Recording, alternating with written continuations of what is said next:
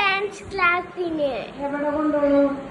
Dance ക്ലാസ്സിന് കൊണ്ടുപോ. കുട്ടികളെ കൊണ്ടുപോകാൻ പാടില്ല. ചേച്ചി ഡാൻസ് പഠിച്ച് വന്നിട്ട് കുട്ടികളെ കൊണ്ടുപോവാ. ഇല്ല, പറ്റൂല.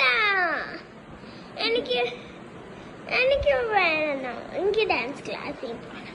ആ ഡാൻസ് ക്ലാസ്സിൽ കുട്ടികളെ കൊണ്ടുചെന്നാ ടീച്ചർ പിടിച്ചടിക്കും. ഇല്ല. അപ്പൊ ഞാൻ പോയി ഡാൻസ് പഠിച്ച് വന്നിട്ട് നിന്നെ പഠിപ്പിക്കാം.